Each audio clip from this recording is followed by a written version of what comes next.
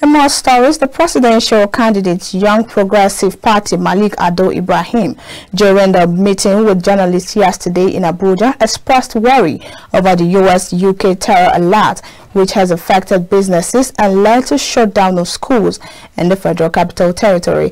The YPP presidential candidate says Nigeria is backwards towards intelligence gathering and information dissemination, hence a call on the federal government to address the current situation by prioritizing her citizens. We're seeing tremendous, palpable fear and concern by the citizens of this country and of this city, the capital city of the Federal Republic of Nigeria.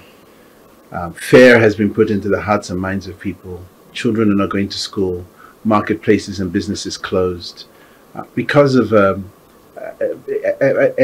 discussion that was had on social media by embassies protecting their citizens, telling them to be aware of chatter that they had received about a terrorist act in Nigeria, and especially targeting the federal capital of this great country. Unfortunately, even our government didn't approach its people with that kind of empathy. We were not told, we heard through social media, and that just exacerbated everything. People are now asking, where is that fear? Where is that issue? Where are the people? We are hearing different stories from different counter narratives.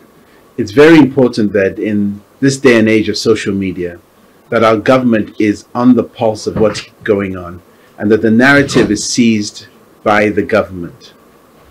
This will allay any fears, and it will cause us to have less of the issues that we're experiencing today.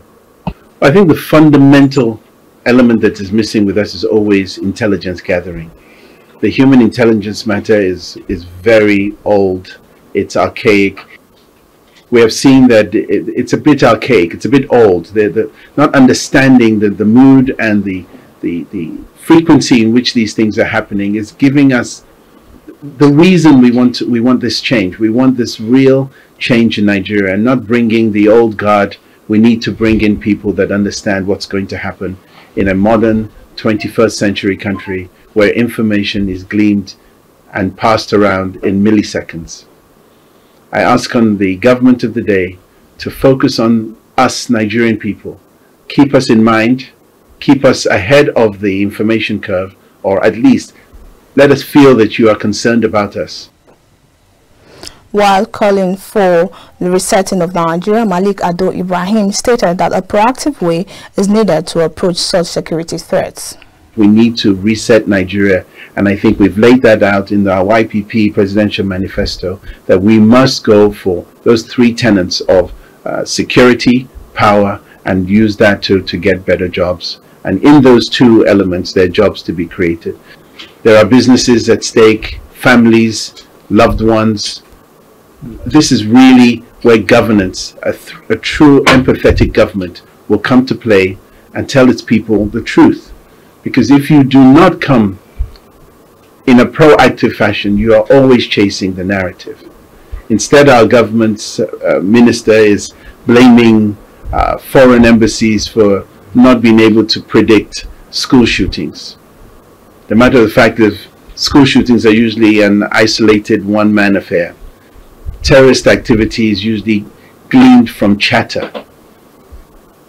We need to respect those countries that have given that position of thoughts to their citizens.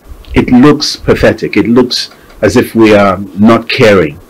The US or the other embassies did this to safeguard the interest of their citizens. We should be doing the same. These are countries far away looking after their people. Even the information that was sent out was to their people, but of course you've got dual nationalities. So that information that are from Nigerian Americans or Nigerian Europeans will now disseminate to their loved ones, and it causes panic. In order to forestall that panic, we need to go to the public quickly. We need an emergency channel. We need the radio waves to understand.